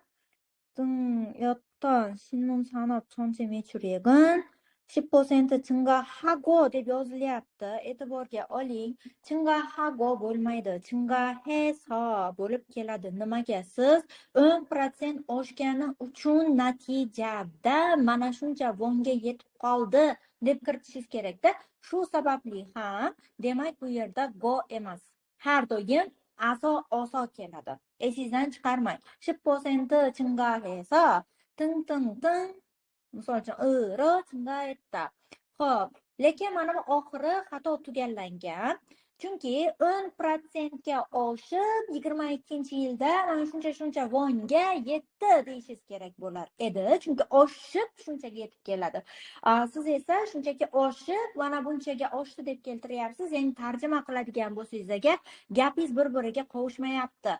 Ya'ni guli-guliga to'g'ri kelmayapti deydi. Xuddi shu holatni hisobga oladigan bo'lsak agar, demak voniri chingayetda bo'lmaydi. Qachonki o'rtada chingayesa deb keltirganingiz uchun buni hisobga olamiz. Demak, o'rniga irirotda deyishingiz kerak edi, lekin xo'p, nuqta bilan tugatilgan ekan, mayli biz ham irirotda bilan tugatib qolamiz. Irin g'osira natanatta deb yozilsa yana ham yaxshi chiqadi. Kelgua deb boshlanyapti, lekin asosan sigillarni ikkinchi diagrammasi kelgua bilan boshlanmaydi. Eng oson holatda boshlamoqchi bo'lsangiz yoki iril buni deb olishingiz mumkin. Faqatgina buni deb olgandan keyin demak metepel 신문산업 매출액 변화로 살펴보면 bo'ladi. Ya'ni aynan bu narsani aynan sotuvlar bo'yicha gazeta nimasini sanoatini savdo miqdori o'zgarishi bilan agar ko'zdan kechiradigan bo'lsak deb olishingiz mumkin, lekin yana aytib o'taman, mana bu yerdagi piyonani qo'yib o'tirmasangiz ham bo'ladi. Shart emas. Chunki o'z shundoq ham o'zgarishni tasvirlab beryapsiz. Shu sababli ham aynan o'zgarish degan so'zni ishlatib o'tirishingizga hojat yo'q. Shu sababli bu tomonni ham e'tiborga olasizlar. Xo'p, o'zi tepada atton, otton, yotton grammatikalar bilan keltirib o'tyapsiz-da. Endi bu yerda yottonni qo'yib o'tirishingiz shart emas. O'zi bu grammatika sal ko'proq joyini egallab qo'yadi va oxir-oqibat natijada o'sha qataklaringiz sig'masligiga ham olib keladi. Demak, bu yerda 1 yil ichida shuncha bo'lgan internet gazetasi 23.6% ga 급격히 증가하고 yaxshi oshib faqat 증가해서 deymiz. Demak, voniri natananpanmyon yo'q. Siz diagrammani ikki tarafini bir xil holatda yozyapsiz. Bitta diagrammani sal boshqacharoq, ikkinchi diagrammani boshqacharoq yozsangiz agar yaxshi bo'ladi. Bir xil ko'rinishda ifodalashni o'rganib olgansiz, bitta narsani yodlab olgansiz, it qushga o'xshab shu narsani takrorlab o'tiribsiz. Bu narsa ham to'g'ri kelmaydi. Ya'ni bitta diagrammangizni o'rtada 10% oshib mana bunchaga yetib keldi dedingizmi? Keyingisida esa mana bunchadan bunchaga oshib, misol mana bunchadan bunchaga mana buncha prosentga oshdi deb tugatsangiz agar yana ham yaxshiroq chiqadi. Men bo'lganimda sal buni boshqacharoq yozgan bo'lar edim, lekin yozuv unchalik ham yomon emas. Shunchaki vonga yetdi, von bilan ifodalandi. Hozir bu yerda vonda ifodalandi emas, shu vonga yetib keldi-yu, lekin desangiz agar yana ham to'g'riroq bo'lardi. Ya'ni vone irin padmyon, padmyone desangiz yana ham yaxshi va bir xil muddatda. O'zi bir xil muddat. Qayerda edi? Mana bu narsani ko'zdan kechirayotgan vaqtimizda deb kiritib ikkinchi diagrammani tasvirlab berayotgan vaqtingizda уже qatdan kelgan damno kirish kerak edi. Lekin birinchi diagrammani ifodalayapsizda, qatdan kelganni keyin qo'shyapsiz. Bunday bo'lmaydi. O'zi qatdan kelgan deyishingizga asosli bo'lishi uchun birinchi diagrammada 21-yildan 22-yilgacha deb o'zi tasvirlab berganda, shu uchun уже yetarli o'sha yerda keltirilgan yil siz yozib bo'ldingiz. Endi qolganini bir xil muddatda mana buning holatida, buni holatida deb berishingiz kerak edi. Shu sababli o'rtada chalkashib ketgan. Shu uchun ham demak bu unchalik ham chiroyli shakldagi sigi holati bo'lib kela olmaydi. Keyin yana bitta asosiy xatoni aytib o'taman. Mana bu yerda padmyon qo'yapsiz, ya'ni aksincha lekin deyapsiz. Bizda qoida bor. Ikkita narsani taqqoslayapsizmi? Ikkita predmet, ya'ni o'sha ikkita testami taqqoslanyaptimi? Unday holatlarda taqqoslov uchun innin grammatika ishlatilib kelinadi, ega emas. Chunki siz taqqoslayapsiz. Mana bunday edi, lekin bunisi mana bunday bo'ldi degan holatda tasvirlab beryapsiz. Ya'ni taqqoslov holati bo'lgani uchun, demak biz bu yerda chunki shinmundan keyin shinmun emas, shinmunin deb ishlatib kelishimiz kerak. Siz oddiygina grammatikalardagi xatoga yo'l qo'yadigan bo'lsangiz agar, bu sizni balingizni yaxshigina tushishiga sababchi bo'ladi. Yana o'sha gap ishlatilmaydi. Xo'p, bunday o'zgarishning sababi deyilgan, bu yerda umumiy holatda o'zgarish kiritib o'tilyapti, lekin umumiy holatdagi o'zgarish emas, bizga nimani so'radi? Bizga internet gazetalarini savdosi o'sganligining, ya'ni o'zgarishining sababi. Umuman olganda o'sganligining sababi desak ham bo'ladi, chunki nimaga o'sganda rostdan ham. Shu sababli demak o'sganini sababi deb keltirsak edi, yaxshiroq bo'lardi. Va bundan tashqari mana har bitta qaus bu alohida vongojida qataklarni oladi. Masalan, mana shunday qatak bo'ladigan bo'lsa, ochishingiz uchun bitta qatak, yopishingiz uchun bitta qatak ketadi. Siz o'zingizga 100% ishonch bilan aytib bilasiz, men sig'dirib bilaman deb. Tем более bu yerda katta masshtabdagi narsalarni keltirib o'tgan yozuv haddan tashqari ko'p. Yozilayotgan narsalar ichida bu narsa oxirigacha yetkazib bilmaslik holatingiz bo'lib kelishi mumkin. Shuning uchun ehtiyot bo'lamiz. Ya'ni aynan qausni imkoni bo'lsa ochish kerak. Buni ochishni hozir men bu listni ko'rib bo'lganimizdan keyin alohida yozib bergan vaqtda ko'rsatib o'taman, qanday qilib ochish mumkin ekanligini. Xo'p, demak, cho'qqin so'nggi nuqta cho'so, nuqta cho'so. Xo'p, bitta mana shu yerda diagrammani bitta eslab olaylik. Xo'p, endi e'tiborga oling. Bu yerda bitta voning, ikkita voning, o'sha bu yerda chinga bo'ldimi? Stop. Tugadi. Endi siz ikkinchisini yozishingiz kerak. O'z chiziqcha bilan ajratib ham qo'yganda bu narsani, ajratib qo'ygandan keyin siz endi cho'qqin so'nggi nuqta cho'so deb yoza olmaysiz. Nima uchun buni sababi sifatida xuddi siz asosi qo'yapsiz-da, mana bu yerda yana bitta strelka bor kabi ulab ketyapsiz. Bu narsa demak bu yerga mos tushmaydi. Shu sababli ham demak to'g'ri kelmas ekan. Xo'p, nuqta cho'simya deylik. Oshdi va ya'ni balandlashdi va deymiz. Demak, internet gazetalari to'lovi yo'qligi tufayli kim bo'lsa ham demak cho'qqin qanigan go'sirib o'yinda. Yana o'sha gap. Mana bu yerda endi temune qo'yib qo'yibsiz. Temune qo'yib qo'yganingizdan keyin oxirini temunida bilan tugatib bo'lmaydi. Yaxshisi mana bu yerda temune emas, opsoso deb kiritganingizda edi. Demak, qanin hetki temunida bilan tugatib qo'yar edingiz, shunda yaxshiroq bo'lgan bo'lar edi. Bu tomonlarga ham ozgina e'tiborli bo'lsak, menimcha zarar qilmagan bo'lar edi. Sababli ozgina diqqatliroq bo'lamiz. Xo'p, Timurshi yozgan sigillari aytib o'tganim kabi juda ham uzun, ko'p yozuvlar yozilgan. Demak, o'sha xatolar, ya'ni protsent, o'rtadagi oraliq protsentlarga ro qo'yib chiqilgani bu eng katta xatolardan biri bo'lib kelyapti. Demak, Irohan, xo'p, tepadan ozgina ko'raylik. Ozgina tepani ko'radigan bo'lsak agar, xo'p, bu yerda nimaga endi iriroq, umuman kerak emas. Demak, esa, opon esa chalkashtirib yozilgan shekilli. Men pastdan o'qib ketman, tepadagisini o'qimasdan. Demak, shuncha bo'lgan mechurek 10% ga oshib, buni ham chinga hisob. Xo'p, yilda demak, nyon deymiz. Mana shunchaki oqqoni. Xo'p, to'tarada bilan ham qoldirsangiz bo'ladi yoki irida bilan ham qoldirsangiz bo'lar edi. Faqat to'tarangosroq o'yinda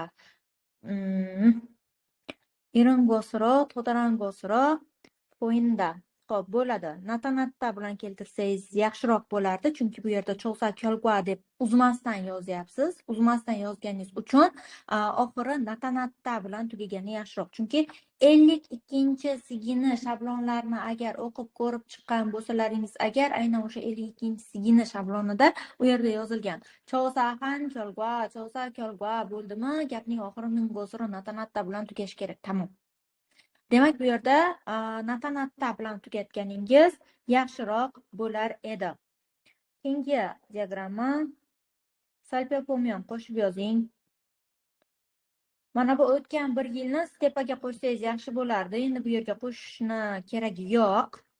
Internet gazetalarning holatida o'qonesa, o'qoniro 급한 증가세를 볼 수 있지만 Jiman grammatika 53 uchun emas. Ya'ni 53 ga yaxshi mos kelmaydi. Shuncha narsani levelni oshirib yozishga harakat qilyapsiz-da, lekin levelni oshirib yozayotgan vaqtingiz nima uchun o'rtaga kelib chog'ib grammatikani qo'shib ketyapsiz? To'g'ri kelmaydi. Bo'lmaydi bu. Panmyonni ursangiz agar yaxshiroq chiqar edi. Ya'ni shuncha narsani olib kelyapsiz-da, bittani jiman buzib qo'yapti yozayotgan narsangizni. Mana bu yerda chingaserni qo'shitani yozganingizdan ko'ra shunchaki kipching han panmyon ko'rinishda olsangiz agar yana ham yaxshiroq bo'lardi. Ya'ni yozuv qisqarib qolardi, chunki bu yerda hatdan ortiq ko'p yozuv yozilgan. Shu uchun shunchaki kipching han panmyone deb yozib qo'yganingiz yaxshiroq edi. Xo'p, aynan so'nggi shinmonlar esa so'poq 상승한 곳으로 조사되었다. xo'p, mayli. 이러한 인터넷 신문 증가를 일으키는 이유. xo'p, 일으키다ni qo'yish shart emas. Shunchaki 증가의 원인 ko'rinishda olib keting bo'ldi. 증가의 이유야 emas, 원인은 deb keltirib o'tamiz. Sizda ham o'sha xato, ikkita o'tni o'rtasiga iga grammatikasi qo'shilgan. Bu ham to'g'ri kelmaydi. Shu sababli manager 뿐만 아니라 인터넷은 구독령 없이 이거는 구독령 없어서 없이 deb yozolmaysiz. Opshi holatida siz pusa ravishga aylantirib qo'yapsiz. Ravishlik holat emas, bu yerda sababni ko'rsatib o'tyapti. Sababni yozishingiz kerak. Sabab bo'lgandan keyin, demak, opsimianso ko'rinishlarda olib ketishingiz mumkin yoki opsimiro deb ham keltirishingiz mumkin bo'ladi. Xo'p, 누구나 이용할 수 있다는 점도 사용 증가에 영향을 미친 것은 그 결과에 한몫하였다. 54 yozyapsiz shekilli. Demak, bu yerda buncha narsani yozish shart emas edi va bu yerda nuguna degandan keyin o'zida yozilgan yozuvni o'zgartirib ketgansiz. Ya'ni nuguna 접근이 가능했기 때문이다 bilan shunchaki tugallanadi. Shu sababli buncha keltirib o'tilgan yozuv umuman kerak emas. Ya'ni yozish kerak deb berilib ketgansiz. To'g'risi, ko'p yozuv bir tarafdan mo'ng'uchiga sig'maydi. Ikkinchi tarafdan shu narsa miyangizga o'tirib qoladi. Siz ham imtihonga kirgan vaqtingizda bu narsani katakka sig'dira olmasdan oxir-oqibat ballingizdan yaxshigina ayrilasiz. O'zi yuqorida keltirilgan informatsiyalar ham ortiqcha qismlari ko'p edi. Shuni hisobga oladigan bo'lsak agar, mana ko'pchilik aytadi, "Mani sigimni 9-10 ballda ballab berdi" degandek, mana shunday ball olib qo'ysangiz keyin alam qiladi. Chunki ancha mehnat qilib ter to'kib yozib qo'ygansiz bu narsani. Shu sababli. Demak, ehtiyot bo'lamiz. Xo'p, Ozoda Shi yozganliklarini ko'ramiz ekan. Xo'p, kirish qismi yaxshi boshlangan, faqat Chosaxon Kyolgoye Tarimyon deb yozib ketishingiz ham shart emas edi. Sal joyini ko'proq oladi. Mayli, qoldirsangiz ham hech narsa qilmaydi. Shu yilda shunchadan mana bu yilga bunchaga oshdi. Oshishga oshdi, yaxshi, lekin siz 10% oshganlik bo'lagini kiritmasdan ketganingiz bu sizning xatoyingiz. O'zi berilgan. Agar bermagan taqdirda ham mayli der edik, ya'ni biz o'zimizdan qo'shmadik bu narsani.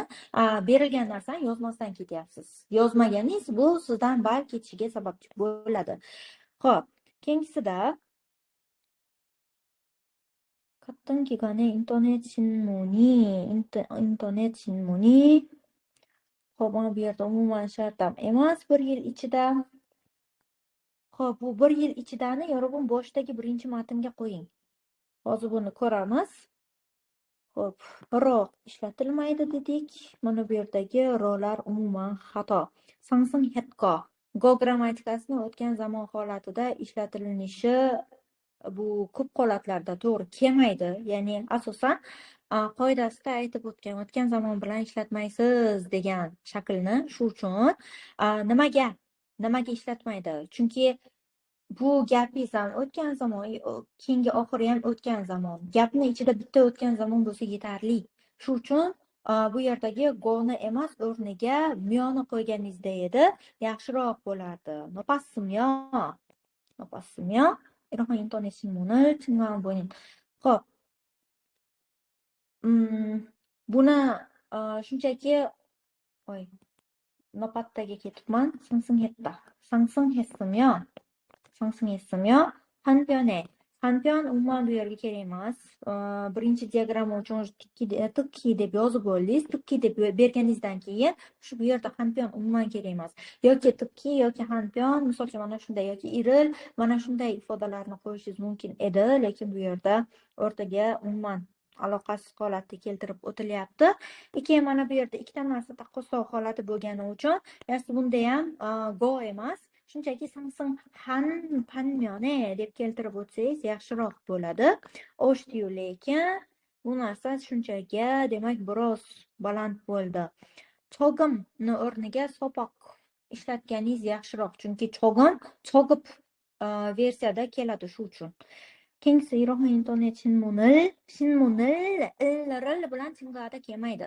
Iga grammatikasi bilan chingada keladi. 53-sigi o'rganish uchun modingot manimcha kitobni hamma bilsa kerak. O'shani 53-sigi qismini ochsangiz agar, aynan chingada, kamsoada shular bilan qaysi grammatika kelishini yaxshilab yozib qo'ygan, yodlab olib, to'g'riroq qo'llashga harakat qiling. Shu sababli bu yerda hozir 신문이 증가한. Lekin 신문이 증가한dan ko'ra aynan internet 신문larini nimasi, savdosi o'sgan. Shuni hisobga oladigan bo'lsak agar, internet 신문의 매출액이 증가한 원인은 ko'rinishda yozsangiz to'g'riroq bo'lar edi. Xo'p, smart 기기와 스마트폰 태블릿 PC 등기 보급 확대라. Xo'p. 이가 kerak emas. 보급 확대로 접근성 증가하고 ko'rinishda yozmoqchi bo'lgansiz, lekin butun boshli matningiz hamma joyi chingada bo'lib ketyapti. Shu tarafiga ham e'tiborli bo'ling. O'rniga boshqa ifodalarni ham qo'llash mumkin edi. Xo'p. internet gazetalarini aynan to'lovi 구독료 없는 deyapsiz. 구독료가 는 이내 grammatikasi yo'q. iro ine illari ine ko'rinishda kelishi mumkin, lekin hozir bu yerda omnin ine ko'rinishda kela olmaydi. Afsoso, tinchgina. Nuguna chiqqan qonun ketdi oxiri to'g'ri holatda tugallangan. Ko'rib turibsiz, bu yerda yaxshigina xatolar mavjud. Bu xatolarni ustida ishlash kerak bo'ladi. Shu uchun biz sizlar bilan birgalikda sigini to'liq holatda yozib chiqamiz. Kimgadir zerikarli bo'layotgan bo'lishi mumkin. Zerikarli bo'layotgan bo'lsa, bemalol chatni tark etishingiz mumkin bo'ladi. Majburiy emas chatda qolish. Demak, boshlash qismi. Buni bu yerga o'tamiz, xalaqit bermasligi uchun injushi yonguzoq bo'lib kelyapti. Har doimgi kabi joydan boshlaymiz. Injushi yonguzoq. Bilganingiz kabi bunga eso grammatikasini qo'shamiz. Va tesang yo'qligini hisobga olsak, demak to'g'ridan to'g'ri mavzuni o'ziga o'tib ketar ekanmiz. Ichon, ishib, inyon. Shinmun sanob.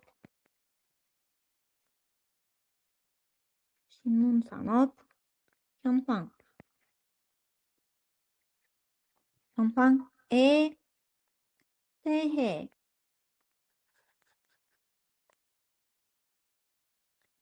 조사한 결과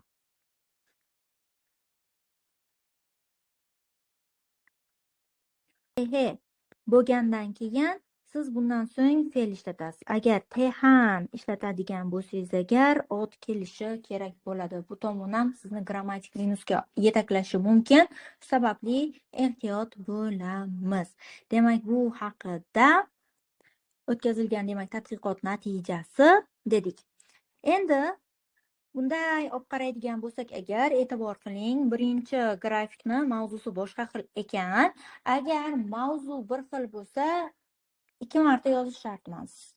Chunki o'zi shu narsani, demak, o'zgarishi haqidagi tadqiqot natijasi deb keltirib, yana qaytib yozsangiz agar g'alati bo'ladi. O'sha uchun 2 marta yozib o'tirmaysiz, lekin bu yerda aynan mavzuda berilgan mavzuni o'zi to'liq tushmagani uchun, ya'ni boshqa xil kelgani uchun yozsak bo'ladi. Demak, o'zini ko'chiramiz. Shinmun sanob.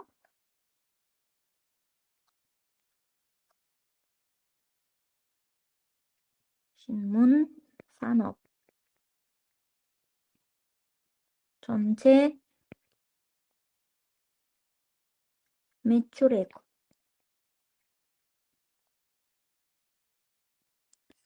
bilamizki, mavzuga har doim inning grammatikasi qo'shilishi kerak bo'ladi. Shu sababli ham mechuregin deb yozamiz. Bo'ldi. Boshlash joyigacha yozib oldik. Endi yillardan boshlashimiz kerak.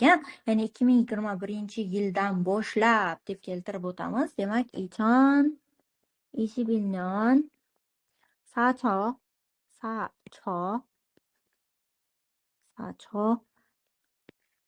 573 okdan keyin von kelyapti. Vonni ajratib yozamiz. Demak, von eso vondan 2022년 4초 5,022억 von. Euro. Demak, bundan bunga deymiz-ku. Xuddi shunday ko'rinishda oladigan bo'lsak agar, biz ham keltirib o'tdik, qiymatlarni, yillarni va o'rtada necha yil bor? 1 yil farq bor. Shuning uchun yozamiz. Chinan 1년 kan sayi, ya'ni o'rtasi degan ma'noni bildirib keladi. 1 yil o'rtasida degandek, demak, o'tgan 1 yil ichida 10% oshgan. Ya'ni 10% bundan keyin hech narsa qo'ymasangiz ham bo'ladi. Qo'yadigan bo'lsangiz ham iga grammatikasini qo'ysangiz yaxshiroq. %ga chingadi yoki o'zi. Demak, biz o'zini qoldirib keta qolamiz. Demak, %증가 한 것으로 나타났다. nima uchun 는 것으로 나타났다. boya aytdim sababini. Sabab bitta. U ham bo'lsa, bu yerda cho'sahan 결과 deb boshlangani uchun biz 는 것으로 나타났다 ko'rinishda tugatib kelishimiz to'g'riroq bo'ladi. Ya'ni shu narsa bilan ifodalandi. Xo'p, birinchi diagrammamiz tugadi. Endi ikkinchi diagrammani to'liq va chiroyliroq holatda boshlab olishimiz kerak bo'ladi. Endi buni deymiz iril. 매체별.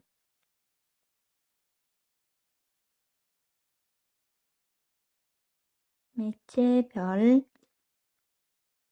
신문산업.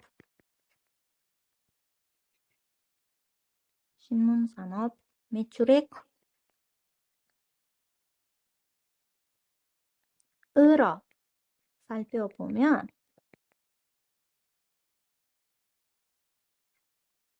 boya aytgandek piona yozib o'tirishimiz shart emas, chunki o'zi shundoq ham ko'rsatib o'tiribdi, o'zgarish degan ma'noni shu sababli qo'yib o'tirmaymiz. Qo'ydiz ham, qo'ymadingiz ham hech narsa o'zgarmaydi. Shu sababli o'zini yozamiz chiroyliroq ifoda chiqishi uchun. Shu sababli demak aynan savdo miqdori, ya'ni ek dedimi, eksu ya'ni summa degan ma'noni bildirib kelyapti. Shu sababli shunga ham e'tiborli bo'lamiz.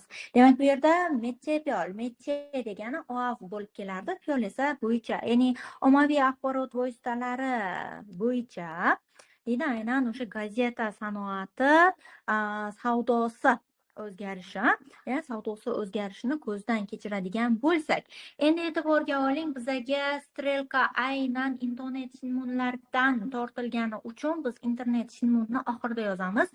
Birinchi bo'lib chungi shinmundan yozamiz. Ya'ni tartibni biroz o'zgartiramiz. Nimaga? Tartibni o'zgartirish bizaga aynan grafikni to'g'riroq va chiroyliroq ifodalashga kerak bo'ladi. Ya'ni tog'dan bog'dan ulab ketmayapsiz. Ya'ni birinchi internet gazeta haqida gapirib, keyin qog'oz gazetalar haqida gapirib, keyin aynan internet gazetani o'sganligi sababi deb ketyapsiz. Yaxshisi birinchi qog'oz gazetalar 5%gina oshib qoldi, lekin internet gazetalari esa demak 26% oshgan, to'g'rimi? Shuni tasvirlab berishimiz kerak va aynan bu kabi deymiz, aynan internet gazetalarining o'sganligi sababi, ya'ni internet gazetalari savdosini o'sganligi sababi deb keltirib o'tsak to'g'riroq bo'lar edi. Xo'p, 살펴보면 demak chungi shinmun deb yozishdan oldin demak e'tiborga oling, vaqt qiymatlari bir xil, shu uchun qattin kelgan. Mana shu yerda o'zida yozamiz. Yoki bo'lmasam qattin kelganning o'rniga to'n kelgan bir xil muddatda. Xo'p, chungi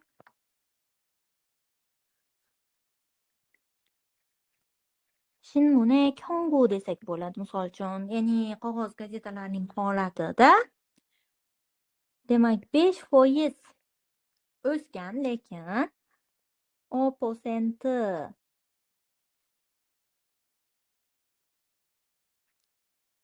늘어난 반면에 5% oshgan, lekin xo'p, internet gazetalar internet shinmun deb qo'yamiz. Nimaga? Chunki biz qog'oz gazetalar bilan internet gazetalarni taqqoslayapmiz va o'rtada panmyone deb ham qo'ydik. Shu sababli ham biz shinmunin deb yozishga majburmiz. Ya'ni bu yerda nin grammatikasini qo'llash zaruriy. Shu sababli demak shinmunin deb keltirib o'tishimiz kerak bo'ladi. Xo'p, demak qiymatlarni yozamiz. Bu yerda ham okvon tanvida keltirilgan. Agar tanvi tashlab ketiladigan bo'lsa ham to'g'ri kelmaydi. Shu uchun tanvilarni yozish kerak bo'ladi. Demak, okvon eso shaklni biroz boshqacharoq qilamiz. Ya'ni bir xil ko'rinishda tepadagisi bilan yozmaymiz. Demak, mana shu, ya'ni qancha Endi oqvon bo'lgandan keyin oqvon bu 100 millionni tashkil etadi. Bu yerda hozir juda ham katta qiymatni ko'rsatib o'tgan. Xo'p, demak oqvon esa 23,6% ga oshganligini ko'rsatishimiz kerak bo'ladi. 23.6% 증가해서 8,319억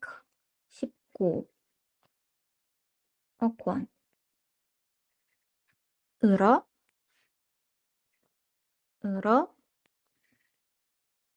hozir roni qo'yib to'g'ri yozdimmi? Nima deb o'ylaysizlar? Boyagi izohlov berganlarimdan kelib chiqadigan bo'lsak, agar shu yerda iro to'g'ri tushdimikan yoki to'g'ri tushmadimikan? Nima deb o'ylaysizlar? Qo'yish to'g'rimi?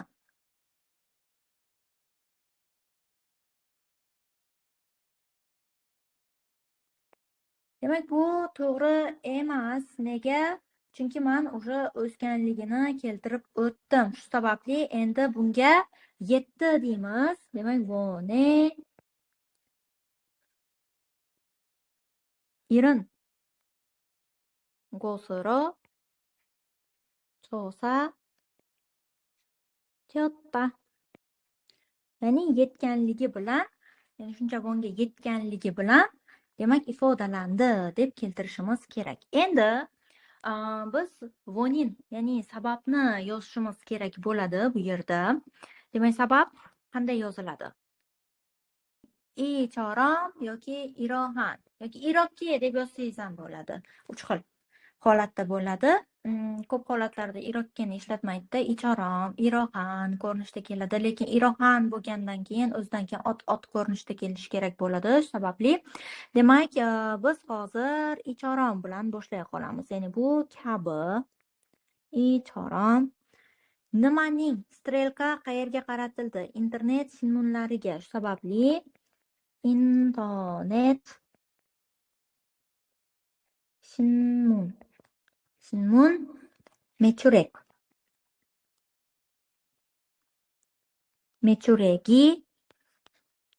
증가. yoki 매출액ni oshganligi, ko'tarilganligi deb keltirishingiz mumkin bo'ladi. Yana aytganimiz kabi nironada shunga o'xshagan so'zlar bilan keltirishingiz mumkin.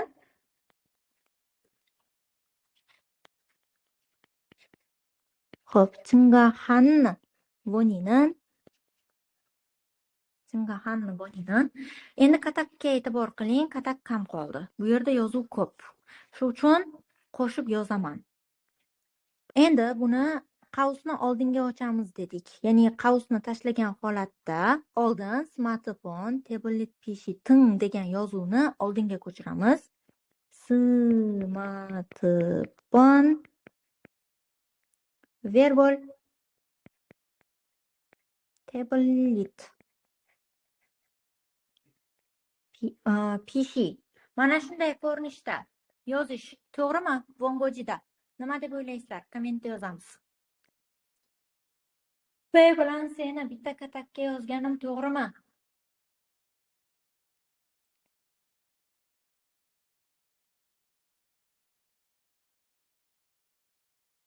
Tezlashamiz. Kimdir to'g'ri deb yozdi. Oho. Siz 53-siga yozishni o'rganganmisiz? Demak, katta harflar bitta katakda birdaniga yozilmaydi. Alohida yozilishi kerak bo'ladi. Mana shu ko'rinishda yozilishi kerak. E'tiborli bo'lamiz. Demak, peshi endi ting. Smati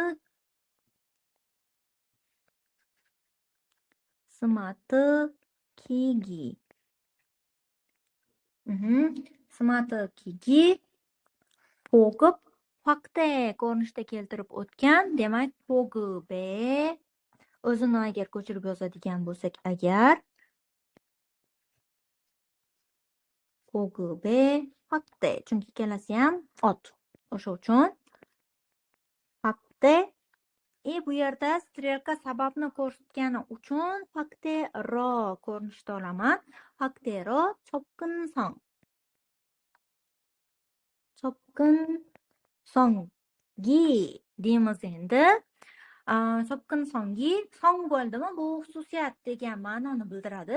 O'sha xususiyatlar nima bo'lishi mumkin? Balandlashishi mumkin-da.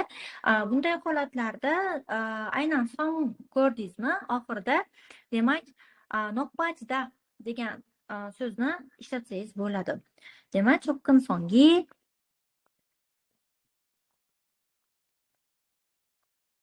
noppa cho'sil punman anira.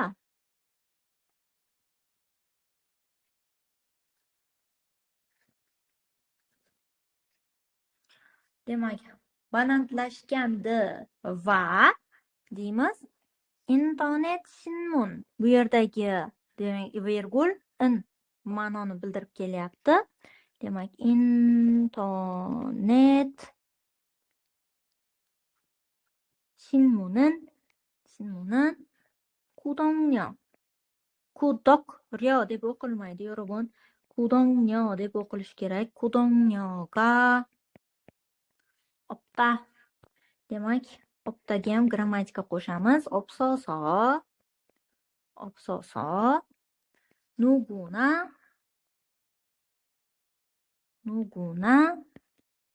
yozmay qoldi bu tarafga. 누구나 chopqin qo'yish kerak bo'ladi. Nimaga? Qaning xato bilan beramiz, to'g'rimi? Shu uchun demak chopqini qaning hetki o'tgan zamonda, chunki bo'lib o'tgan hetki 때문이다 deb kiritishimiz mumkin va qarabsizki 300 bo'g'inga ham bormaydi, lekin 300-bo'g'inimizni deyarli qatorini yarmiga kelib qoldi. Demak, agar biz ortiqcha narsalarni qo'yganimizda edi, ya'ni to'lib ketardi va katak yetkaza olmasdan balimiz yanada minusga tushib qolishi mumkin edi. Yoki mana buni uzib qo'ysangiz ham bo'ladi. Nuqpachotga temunida nuqta deb kiritganingizda edi, bu yerda punmananira emas, to'xan deb qo'yardingiz hech bo'lmaganda. Va to'xan deb yozgan taqdiringizda ham mana bu yerda qaningan gotto til suitda misol uchun. Agar sig'sa agar uni ham yozsangiz bo'ladi. Ikki xil ko'rinishda yozilgan bo'ladi. Bu yerda hozir katagimiz oxirigacha yetib bordi. Xo'p, tushunarli bo'ldimi? Qanchalik tushunganingizni kommentlarda yozsangiz yaxshiroq bo'lar edi. Hali bizda yana ikkinchisigi bor. Uni ham tahlil qilamiz. Ularni katakka qanday yozilishini so'rabdilar. Ya'ni 4.32 qanday yoziladi deganlar. Mana shu yerga yozib ko'rsataman. 4.2. 4 bilan nuqtani bitta katakka yozasiz. 32 ni bitta katakka yozasiz. Ya'ni bu yerda nuqta ham bitta sonni o'rniga o'tadi deb faraz qiling. Yoki bo'lmasam shuni keling 43.2 deb yozmoqchisiz. 43 alohida nuqta bilan 2 alohida katakka yozilishi kerak bo'ladi. Ya'ni har ikkita raqam bitta katakka yozilishi kerak. Shu sababli siz nuqtani ham bitta katak o'rnida qabul qilasiz. Strelkalarni yozishni bilmasdim. Strelka agar tepada bo'ladigan bo'lsa, bu o'sishni bildiradi. Pastga qaraydigan bo'lsa, kamayishni. Agar strelka demak chapdan o'ngga qaragan bo'lsa, agar bu sababni ko'rsatib beradi. Ya'ni shu sababli degan ma'noni bildirib o'tadi. Lekin afsuski yana bitta nima bor?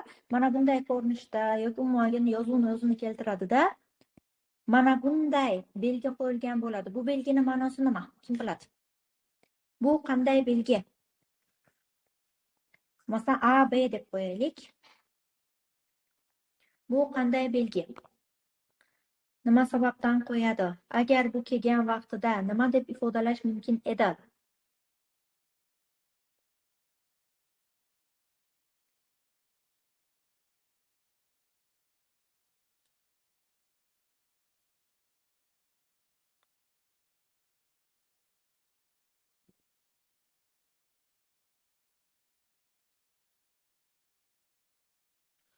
taqqoslashga nisbatan ishlatilib kelinadi deb yozilibdi. Albatta, to'g'ri.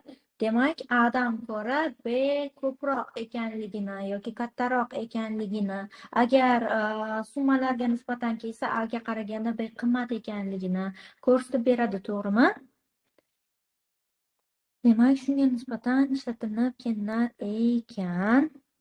Xo'p, menga kommentda rasm tashlashibdi. Ya'ni bu yerda ro nima uchun bor? Menimcha hammaga yaxshi ko'rinishi kerakligi uchun ochib ko'rsataman.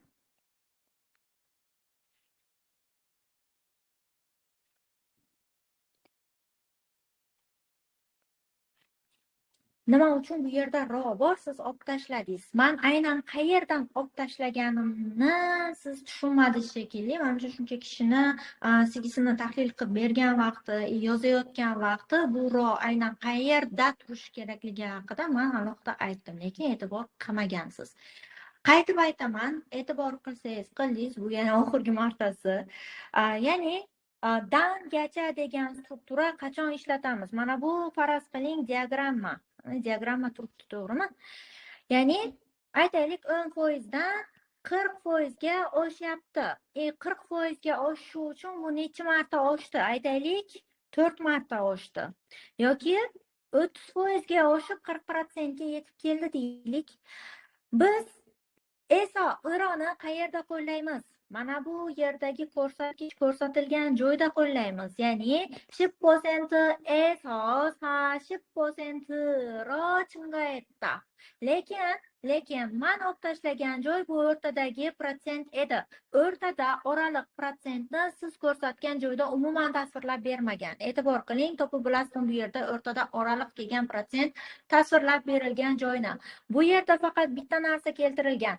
Dangacha o'sgan yoki dangacha pasayish holatlarini tasvirlab berganini hisobga oladigan bo'lsak, biz faqatgina mana bu kabi, ya'ni 10% dan 40% yoki 40% dan aytaylik 5% ga tushib qolgan holatini agar oladigan bo'lsak, 30% esa o% ro misol uchun konsoyetda mana bu ko'rinishda olishimiz mumkin-da, lekin mana bu yuqoridagi ko'rinib turibdiki, bundan bunga o'sganlikdagi o'rtadagi protsentlarni mana bu yerda umuman tasvirlab bermagan.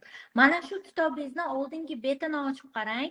Ya'ni bundan oldin, ya'ni yemum sifatida, namuna sifatida ko'rsatib o'tgan bo'lagi bor. Aynan o'sha joyda mana bu o'rtada keladigan protsenti bor bo'lgan bitta namuna bo'lishi kerak. O'shani ko'ringda, uni oldida yo'q. Umuman yo'q. Keyin maslahatim, boshqa koreys o'qituvchilarini YouTube nimasini ham ko'rib chiqing. Videolarini ko'rib chiqing. Mana bu o'rta oraliq protsentga ro hech kim qo'ymaydi. Qo'yish ham mumkin emas. Nimaga? Chunki bu aynan 4 marta darajada oshganligini ko'rsatyapti. 30% ga oshgan o'rtadagi darajasi necha protsent oshib qolgan? Shu narsani ko'rsatib o'tyapti. Bu oraliq protsent bu. Siz haqqingiz yo'q bu yerga ironi qo'yishga. Ironi joyi mana bu joy. Yetib kelgan joyi, tugallangan nuqtasi aynan 40%. Siz mana bu yerga ironi qo'yasiz. Bu yerga qo'ya olmaysiz. Tushundingmi? Xo'p. Demak, ular xato qo'llashda keyingi so'zlarni nima haqida aytayotganingizni tushunmadim. Demak, bu yerda ro, ironi qo'llanish o'rni aynan shulardan iborat. Tushundingiz yo tushunmadingiz? Tushungan bo'lsangiz kommentda yozib qoldiring. Tushunmagan bo'lsangiz yana bilmadim. Xo'p, B dan A kichkina, B dan A katta. To'g'ri.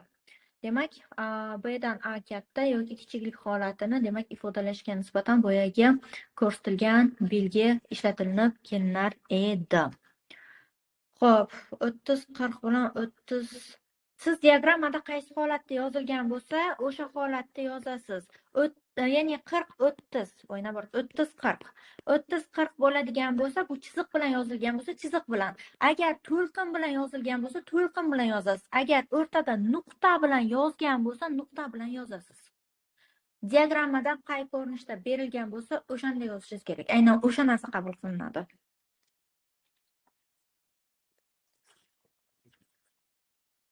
Boshqa savollar bo'lmasa agar davom ettiramiz. Yo'q, bular bitta katakka yozilmaydi. Demak, mana shu katak bo'ladigan bo'lsa, 30day mana shu ko'rinishda yozilishi kerak. Agar bu to'lqinlik chiziq bo'lmaydigan bo'lsa, misol uchun nuqta bo'lsa agar, mana bunday o'rtaga yozilishi kerak bo'ladi. Chiziq bo'ladigan bo'lsa, mana shunday o'rtaga qo'yib yozilishi kerak bo'ladi. Ya'ni jadvalda qay ko'rinishda berilgan bo'lsa, xuddi shu ko'rinishda.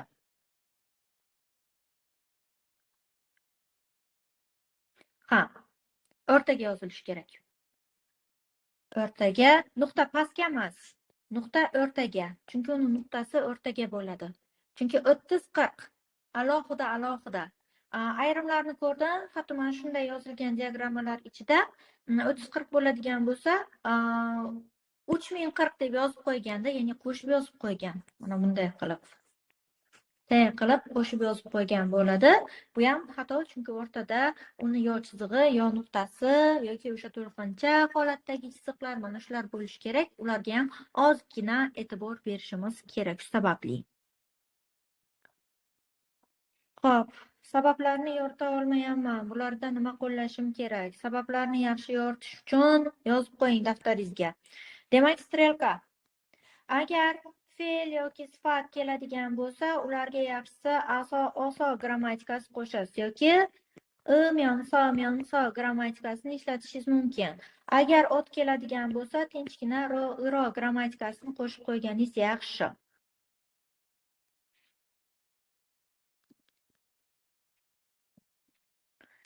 Yozib qo'ying va faqat mana shu grammatikalarni qo'shaman deb bundan ortig'iga o'tib ketish shart emas.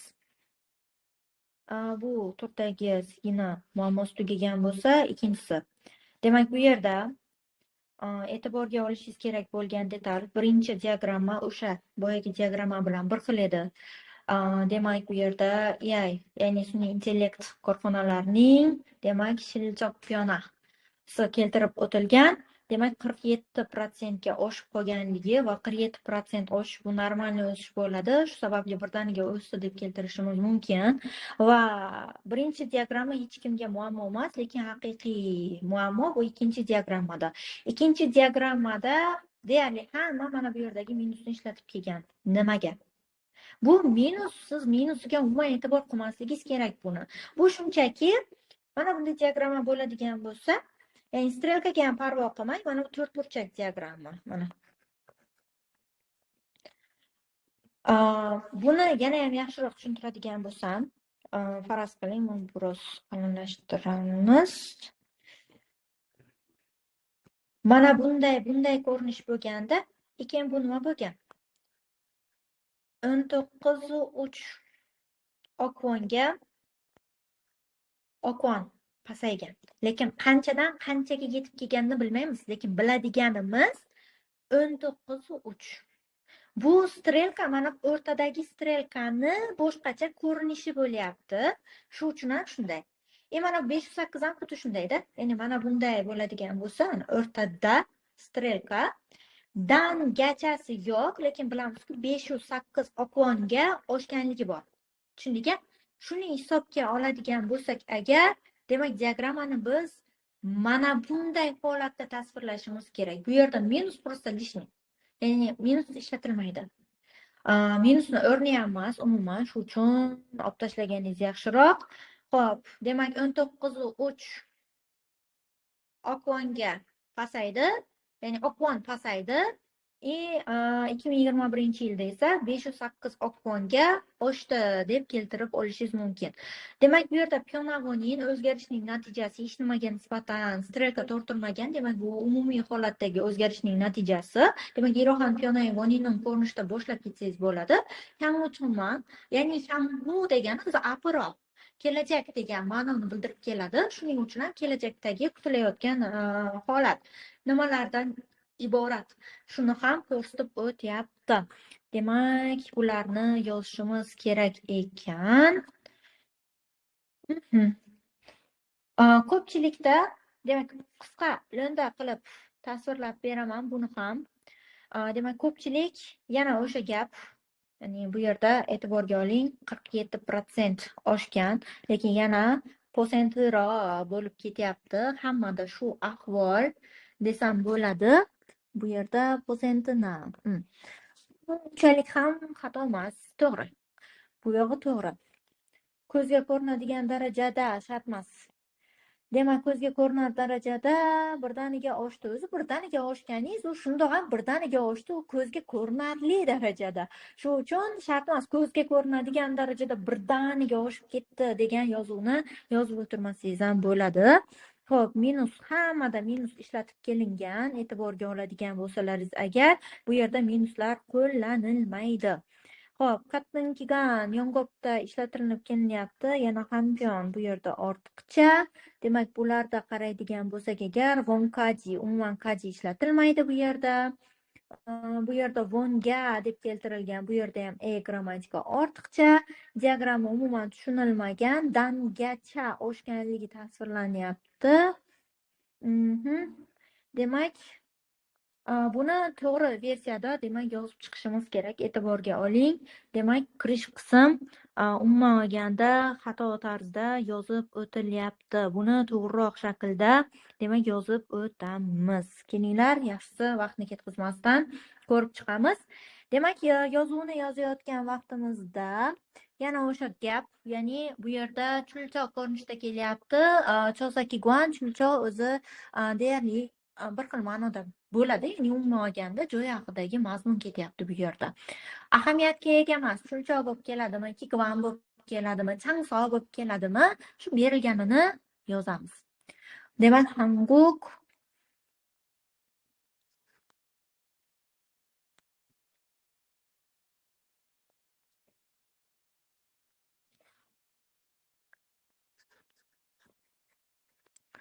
한국개발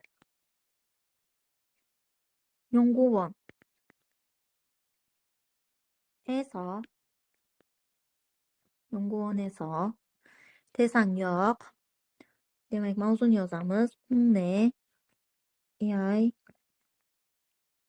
기업 qo'shib yozmaymiz, ajratib yozamiz. 기업 성장세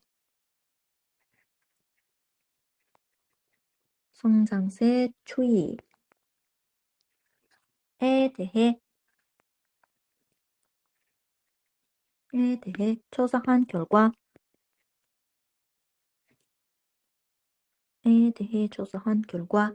haqidagi tadqiqot natijasi dedik. E'tiborga oling. Demak, birinchi mavzumiz hamda mana bu yerda keltirilgan yozuvlar bir-biridan farq qilar ekan. Shuning uchun yozib ketsak bo'ladi. Buni demak, yildan yo'q, birinchi mavzuni yozib olaylik. Piyonani yozib o'tirishimiz shart emas. Yay, 기업의 실적은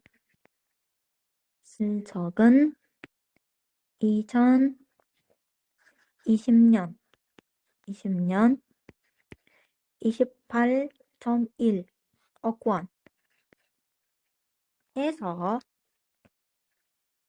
원에서 nimaga? Shundan bunga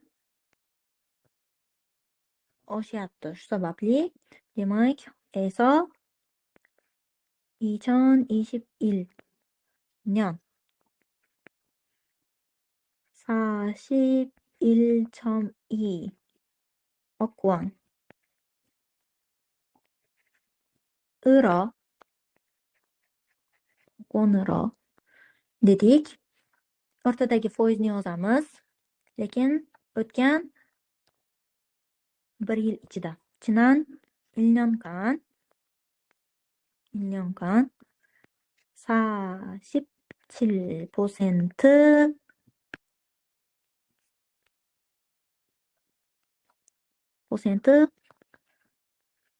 급증한 것으로 나타났다.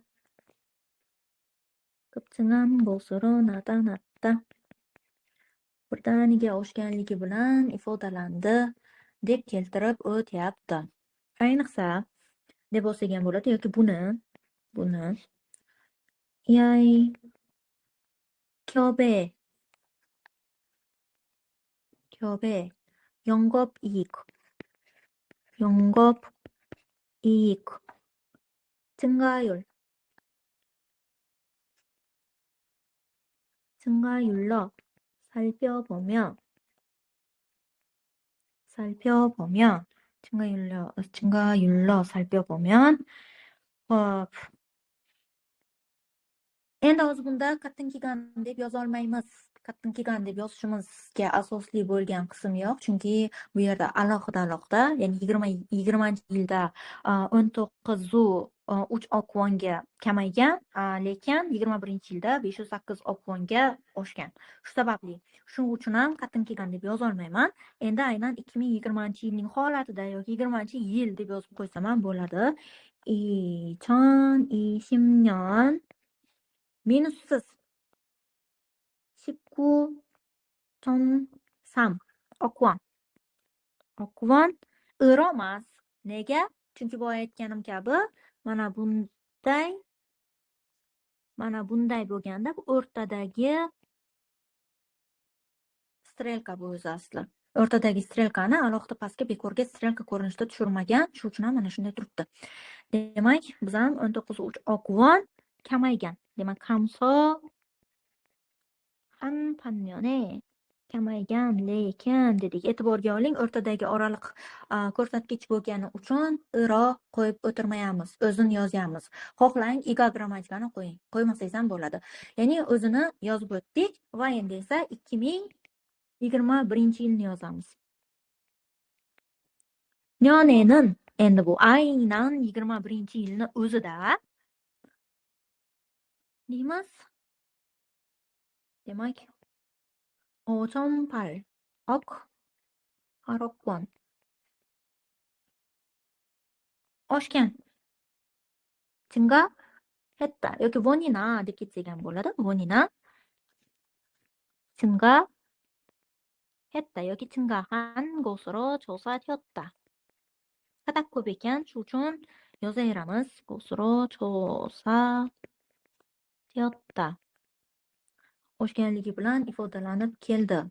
Endi biz buning o'zgarishining natijasini ko'rsatishimiz kerak bo'ladi. Shuning uchun eng sodda holatda 이러한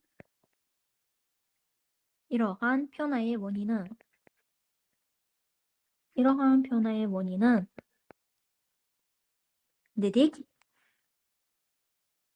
Xo'p. 무인 매장. in odam, yo'q degani. Egasi yo'q. Chuin egasi, muin egasi yo'q. Egasiz magazinlar. Menimcha ko'pchilik bilsa kerak. Koreyada egasiz magazinlar bor, ya'ni sotuvchisi yo'q. Shunchaki o'zingiz kirasiz, u yerda kameralar bo'ladi. Narsani sotib olganingizdan keyin borib apparatga o'zingiz shtrix kodini urasizda, to'lovni to'lab mahsulotini olib kelsangiz bo'ladi. Shu sababli, demak bu muin bo'lib keladi. Demak, muin 매장 원인은 muin 매장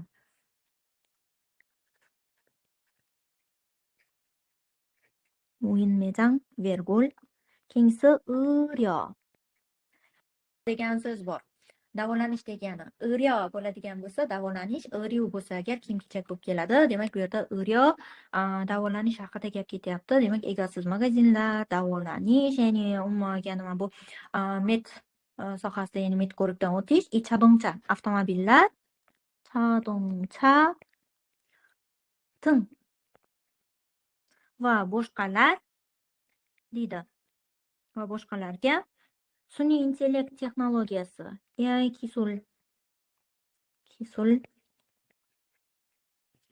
to'yib punya, ya'ni va boshqa sun'iy intellekt texnologiyasi o'rnatilgan sohalar oshgan. Ya'ni shu narsani ko'rsatishimiz kerak bo'ladi. AI kisul to'yib punya bo'ladigan bo'lsa, shunchaki o'zini yozib, to'yib punyaga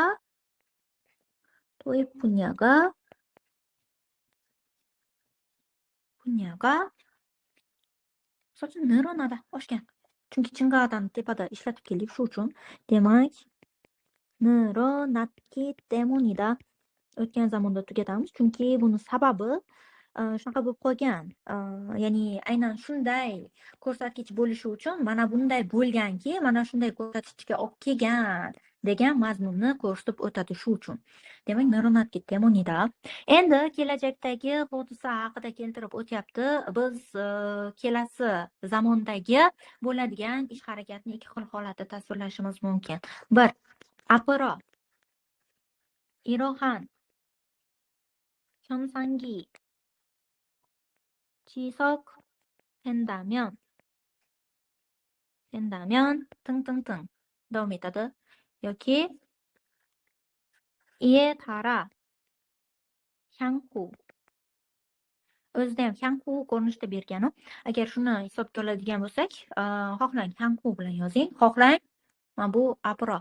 Joyimiz hali 1 tonna ekanligini hisobga olsak, birinchi versiya biz uchun yaxshiroq. Shu uchun birinchi versiyada yozamiz. Apro kelajakda irohan 현상이 지속된다면 agar shunday holat mabodoga davom etib qolsa 2025-yil deyapti, yilga har doim aynan qo'shamiz. Aynan nima chonman yozilayotgan vaqti. Demak, 2025년에는 mana bu yerga igo grammatikasi kelishi kerak bo'ladi. 연평균이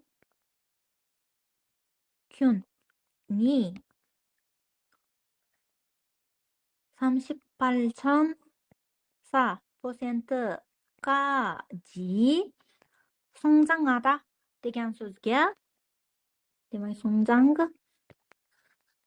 demak buni tugatishimiz kerak. Bu hali kelajakda bo'lgani uchun 성장한 emas 성장할 fe'lning kelasi zamon ko'rsatkichi qo'shilishi, ya'ni grammatikasi qo'shilishi kerak bo'ladi. Demak 성장할 것으로 전망된다 deb olsak bo'lar ekan. Diagramma mana shu ko'rinishda ifodalanib kelinadi. Yana bir bor aytaman, boyagi o'sha o'rtadagi protsentlar xuddi shu ko'rinishda keltirib o'tilgan edi. Ya'ni qaysidir bir nuqtadan qaysidir bir nuqtagacha demak kamaygan yoki o'sgan, lekin o'sha aynan strelka ustidagi raqamlarni mana bu ko'rinishda ya'ni tasvirlab beryapti. Shu sababli ehtiyot bo'lamiz. Bu yerda minus degani, siz minus bilan olib ketsangiz bo'ladi degani emas. Chunki bu yerda shunchaki mana pasayib qoldi, kamso bo'ldi degan mazmun bilan keltirib o'tgan. Bu ataylab sizga qo'yilgan tuzoq, lekin deyarli hamma shu tuzoqqa tushib qoldi desak ham bo'ladi. Minus umuman ishlatilmaydi. Keyinchalik ham agar mabodo shunday savol kelib qolsa agar qo'yib o'tirishingiz shart emas. Hisobga olinglar. Xo'p. Savollar bormi? Chulchov bilan kiguan bir xilmi? Ha, albatta. Bir xil. Changsoq, ya'ni joy ma'nosini bildirib kelyapti. Kanalimizdan uzoqlashmanglar. Foydali bo'lgan bo'lsa agar sizlarga xursandman. Sog' bo'lasizlar, salomat bo'lasizlar.